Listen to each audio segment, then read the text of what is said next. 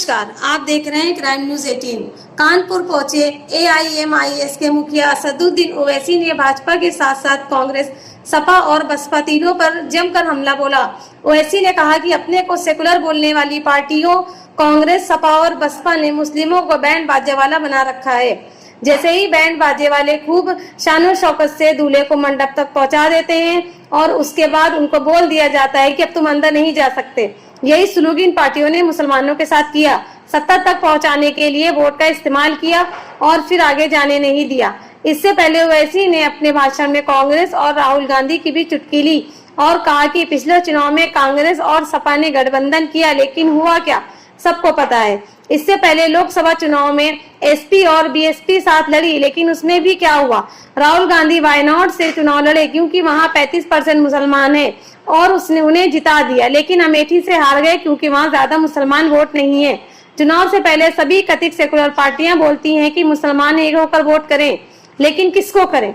इससे पहले चकेरी के गज्जूपुरवा स्थित आकिल कंपाउंड पहुंचे ओवैसी का कार्यकर्ताओं ने जोरदार स्वागत किया। हालांकि कार्यक्रम में कार्यकर्ताओं और पार्टी नेताओं की अनुशासनहीनता दिखाई दी, जिस पर मंच से ही ओवैसी ने नाराजगी भी जाहिर की।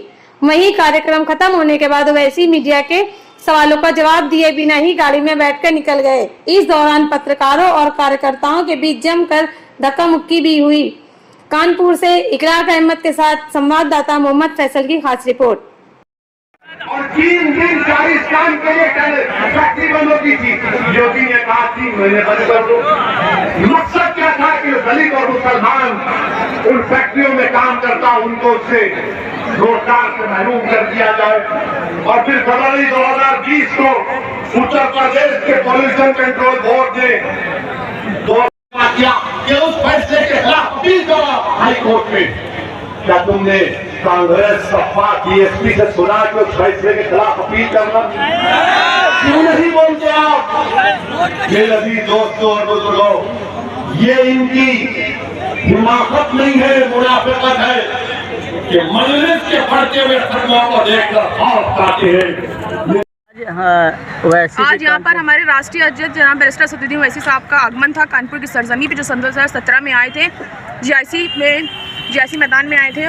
और आलम ये रहा सन 2017 का कि बार बार उनकी परमिशन कैंसिल करी गई।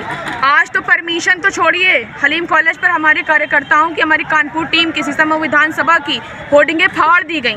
हमारे कार्यकर्ताओं को चोट पहुँचाई गई। एक हमारे कार्यकर्ता का हार्ट भी टूट गया।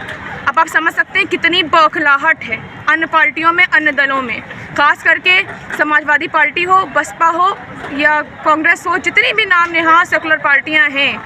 अब मेरा कहना उनसे ये है, अब अपना झंडा होगा और अपना डंडा होगा, अपनी जमात होगी, अपनी कायद होगी, अपनी पहचान होगी। बीजेपी को लेकर अब बात बराबरी की होगी, बात हिस्सेदारी की होगी, बात हमारे अधिकारों की होगी। इस पे ओवैसी साहब का एजेंडा बना हुआ है, उनको हराने की बात की जा रही है और लगातार इस पे चर्चा हो रही है कि ओवैसी साहब ही इसको पूरी तरीके से गिरा पाएंगे। क्या लगता है आपको, इसको ओवैसी साहब इसको पूरी तरीके से?